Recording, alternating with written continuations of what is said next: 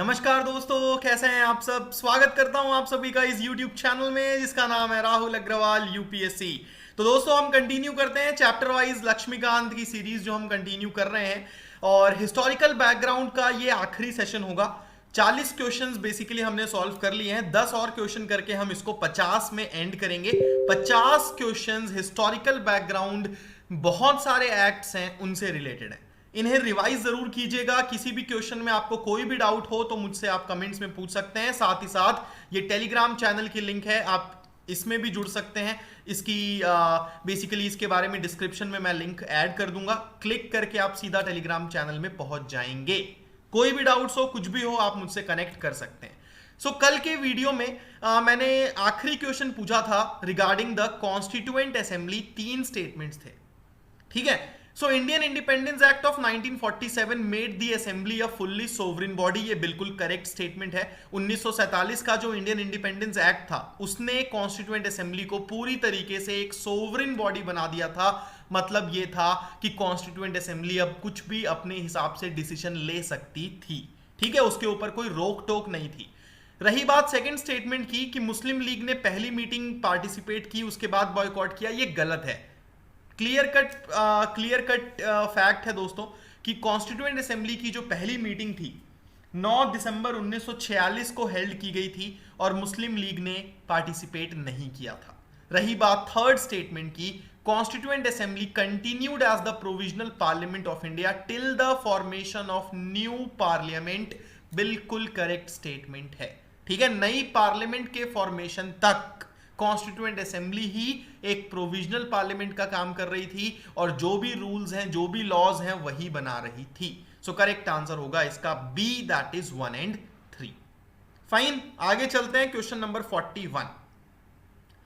The companies territories in India were for the first time called the British possessions in India by the charter act of 1813।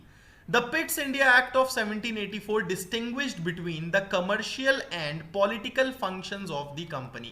तो second statement बिल्कुल correct है। 1784 का Pitt's India act, इसने dual government की शुरुआत की थी। एक बोर्ड ऑफ कंट्रोल था और एक कोर्ट ऑफ डायरेक्टर्स था।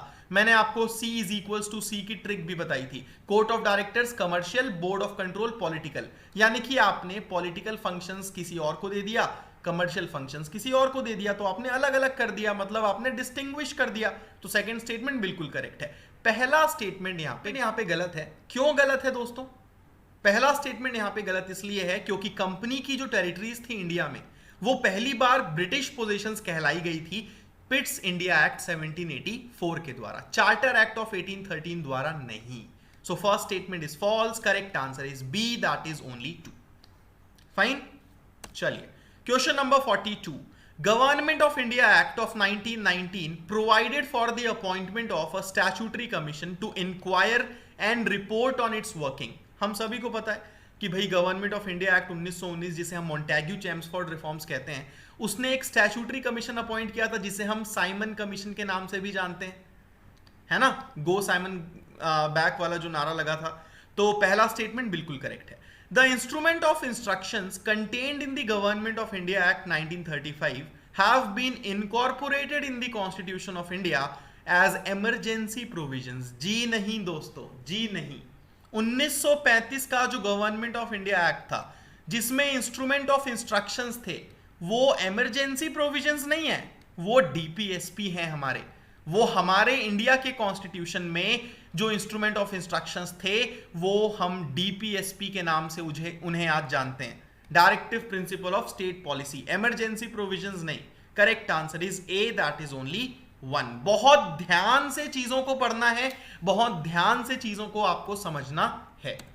चलिए question number 43। Bicameralism for the first time was introduced by government of India act of 1935। बिल्कुल गलत है, बिल्कुल गलत है, क्योंकि 1919 के एक्ट से पहली बार बाईकैमरलिज्म इंडिया में शुरू हुआ, इंट्रोड्यूस किया गया।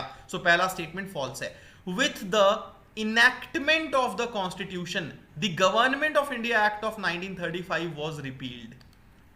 बहुत सारे स्टूडेंट्स इसका आंसर बी लगा के आएंगे, लेकिन दोस्तों आंसर होगा इसका डी, क्योंकि सेकंड स्टेटमेंट भी गलत है। हमारा कॉन्स्टिट्यूशन इनैक्ट कब हुआ था? इनैक्ट हुआ था 26 नवंबर 1949 जो कि प्रीएम्बल में डेट है। और हमारा कॉन्स्टिट्यूशन कमेंस हुआ था 26 जनवरी 1950। कमेंस यानी कि इस दिन से हमारा कॉन्स्टिट्यूशन लागू हुआ था, शुरू हुआ था। सो दोस्तों 1935 का government of India act enactment के समय रिपील नहीं हुआ, ये रिपील हुआ जब हमारा कॉन्स्टिट्यूशन कमेंस हो गया। ठीक है, तो सेकंड स्टेटमेंट फॉल्स है। कमेंसमेंट और इनैक्टमेंट में अंतर है, बहुत बुनियादी अंतर है। चलिए, दो स्टेटमेंट्स हैं आपके सामने। The government of India act of 1858 did not alter the system of government that prevailed in India. The governor general in council was empowered to legislate for the whole of British territories in India by the Charter Act of 1853। तो पहला statement बहुत ही जबरदस्त statement है। देखो 1858 का जो government of India act था ना, वो अंग्रेज ये बोल के लाए थे कि हम बहुत कुछ बदलने वाले हैं भारत में, will change very important provisions, will do whatever it takes, ताकि लोगों का कॉन्फिडेंस जो है वो ब्रिटिश गवर्नमेंट पे, ब्रिटिशर्स पे वापस से आए। लेकिन अल्टीमेटली 1858 का government of India act Indians के आंखों में धूल झोंकने जैसा था, इंडियंस को धोखा देने जैसा था, क्योंकि उसने किसी भी तरीके से इंडिया में जो सिस्टम था गवर्नमेंट का उसको चेंज नहीं किया। बस अपना ही अंदर अंदर का सिस्टम को वो चेंज करते रहे, सेक्रेटरी ऑफ स्टेट ले आए, गवर्नर जनरल को वाइस रॉय बना दिया, बस अपना ही काम करते गए। इंडिया में कोई खास इन्होंने गवर्नमेंट के सिस्टम को चेंज नहीं किया। तो पहला स्टेटमेंट करेक्ट है, और यही वजह है कि इस एक्ट को क्रिटिसाइज किया जाता है। ठीक है, आलोचना होती है। The governor general in council was empowered to legislate for the whole of British territories in India by the charter act of 1853। बिल्कुल नहीं, गवर्नर जनरल को ये जो पावर दी गई थी कि अब आप पूरे ब्रिटिश टेरिटरीज के लिए लॉ बना सकते हो, ये 1833 के चार्टर एक्ट से दी गई थी। तो सेकंड स्टेटमेंट यहां पे गलत है। Correct answer is A, that is only 1। अगला सवाल, consider the following statements regarding the Indian constitution. It repealed government of India act of 1919 along with the government of India Act of 1935 and the Indian Independence Act of 1947. For the first time word election was used in the Indian councils act of 1892। तो देखो second statement तो totally false है। क्यों false है? क्योंकि clear cut लिखा हुआ है कि इंडियन काउंसिल्स एक्ट ऑफ 1892 में इलेक्शन से रिलेटेड इनडायरेक्ट प्रोविजंस थे, लेकिन इलेक्शन वर्ड का एज सच यूज नहीं किया गया था। तो सेकंड स्टेटमेंट तो फॉल्स है। अब देखिए, हमारा जो इंडिया का कॉन्स्टिट्यूशन है उसने 1935 का गवर्नमेंट ऑफ इंडिया एक्ट उसको रिपील किया, इंडियन इंडिपेंडेंस एक्ट को रिपील किया। Government of India act 1919 India के कॉन्स्टिट्यूशन ने रिपील नहीं किया, ये रिपील किया 1935 के एक्ट ने। सिंपल सी बात है ना भाई, पहले 1919 का एक्ट आया, फिर 1935 का एक्ट आया, फिर 1947 का एक्ट आया, और फिर हमारा कॉन्स्टिट्यूशन बना 1950 में। तो 1947 के एक्ट ने ये बोला कि 1950 में जब इंडिया का कॉन्स्टिट्यूशन जब तक नहीं बन जाता तब तक इंडिया और पाकिस्तान 1935 के प्रोविजंस के हिसाब से चलेंगे। और जैसे ही हमारा कॉन्स्टिट्यूशन बन गया, हमने इसको भी रिपील कर दिया, यानी कि खत्म कर दिया, और इसको भी खत्म कर दिया। 1919 वाला तो पहले ही 1935 वाले से रिपील हो चुका था ना। तो पहला स्टेटमेंट फॉल्स होगा। इंडियन कॉन्स्टिट्यूशन ने 1919 के एक्ट को रिपील नहीं किया था। है ना जबरदस्त क्वेश्चन? चलिए, सो करेक्ट आंसर होगा दोस्तों इसका D. Consider the following statements regarding Indian independence act of 1947। It ended the British rule in India. It granted freedom to the Indian princely states to join the dominion of Pakistan or India only. It designated the Governor General of India and the provincial governors as the heads of the states. So पहला statement तो सबको पता है, बच्चे बच्चे को पता है कि भैया ब्रिटिश रूल एंड हुआ था 1947 के इंडियन इंडिपेंडेंस एक्ट से, तो ये बिल्कुल करेक्ट है। और उसी तरीके से इंडिया आजाद तो हो गया। गवर्नर जनरल ऑफ इंडिया और जो प्रोविंशियल गवर्नर्स थे उनको heads of the states basically designate कर दिया गया। सो तीसरा स्टेटमेंट भी करेक्ट है। लेकिन सेकंड स्टेटमेंट, इसने इंडियन प्रिंसली स्टेट्स को फ्रीडम दिया था, कि भाई आप पाकिस्तान की डोमिनियन भी ज्वाइन कर सकते हो, आप इंडिया का डोमिनियन भी ज्वाइन कर सकते हो, मतलब आप इंडिया के साथ भी जा सकते हो, पाकिस्तान के साथ भी जा सकते हो। लेकिन यहां ओनली वर्ड जो है ना वो गलत है। क्यों गलत है? क्योंकि दोस्तों इस इंडियन इंडिपेंडेंस एक्ट ने प्रिंसली स्टेट्स को यह भी बोला था कि अगर आप चाहो तो इंडिपेंडेंट भी रह सकते हो इन दोनों के साथ, अगर नहीं जाना चाहो तो। सो इसीलिए सेकंड स्टेटमेंट गलत है। सेकंड स्टेटमेंट में तो यह बोला जा रहा है कि भाई या तो आप इंडिया जा सकते हो या तो पाकिस्तान। नहीं, अगर आप दोनों भी नहीं जाना चाहते तो आप इंडिपेंडेंट भी रह सकते हो। सो ओनली वर्ड यहां पे गलत हो जाएगा, सेकंड स्टेटमेंट फॉल्स है। Correct answer is A, that is 1 and 3 only. चलिए, in the federation established by the act of 1935 residuary powers were given to. So 1935 के गवर्नमेंट ऑफ इंडिया एक्ट में 3 list आई थी, आपको याद होगा, federal list, provincial list, concurrent list. Then उसके बाद यह भी बोला गया था कि जो रेसिडुअरी पावर्स हैं, रेसिडुअरी पावर्स यानी कि उन लिस्टों में लॉ बनाने का पावर जो कि इन तीनों में नहीं आता, मतलब एक ऐसा सब्जेक्ट जो कि ना तो फेडरल लिस्ट में आता है, ना प्रोविंशियल लिस्ट में आता है, ना ही कॉन्करेंट लिस्ट में आता है, तो उसको कहा जाता है रेसिडुअरी सब्जेक्ट। और उसमें लॉ बनाने का पावर हुआ था, किसको दिया गया था? वाइस रॉय को। So correct answer is C. Consider the following with respect to Charter Act of 1833. An Indian was to appointed as a law member in the Governor General's Council. तो ये तो आपको पता होगा कि भाई गवर्नर जनरल के काउंसिल में किसी भारतीय को, किसी इंडियन को एज अ लॉ मेंबर पहली बार कब बनाया गया था? मॉर्ले मिंटो 1909 में। ठीक है, सो पहला स्टेटमेंट गलत है। Governor general of India was the designation of the supreme authority. बिल्कुल, इस चार्टर एक्ट ने गवर्नर जनरल ऑफ बंगाल का डेजिग्नेशन चेंज करके गवर्नर जनरल ऑफ इंडिया कर दिया। Then governor of Bombay and Madras were to exercise legislative powers along with governor general of Bengal. बिल्कुल नहीं, बिल्कुल नहीं। चार्टर एक्ट ऑफ 1833 ने क्या किया था? बॉम्बे और मद्रास के गवर्नर्स की पावर्स छीन ली थी और सारा का सारा पावर किसको दे दिया था? गवर्नर जनरल ऑफ बंगाल को, और उसका डेजिग्नेशन चेंज करके गवर्नर जनरल ऑफ इंडिया कर दिया था। सो थर्ड स्टेटमेंट यहां पे फॉल्स है।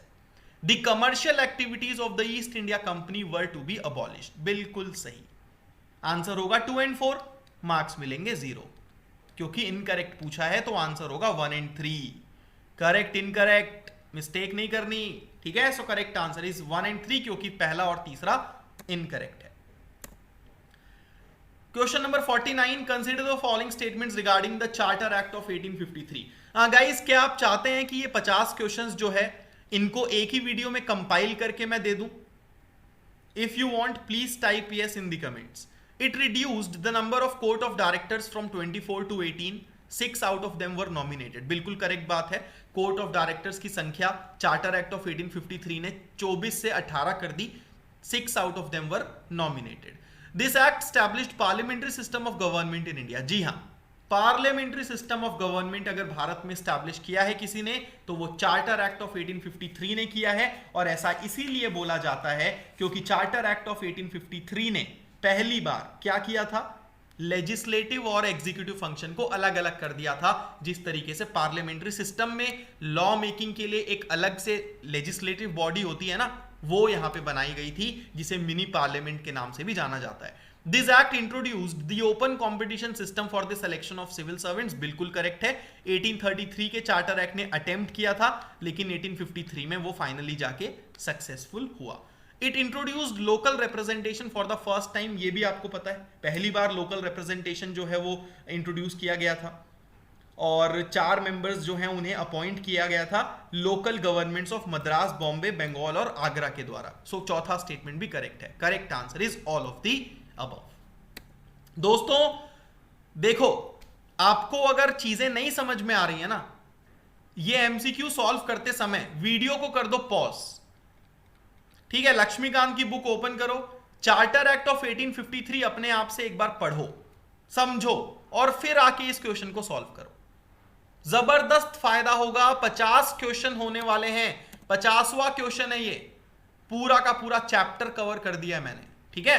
Under which of the following act separate electorate was given to the Muslims. तो बहुत सिंपल सा क्वेश्चन है, सिंपल सा answer. Correct answer is Indian councils act 1909, also called as M square, Morley Minto reforms, ठीक है।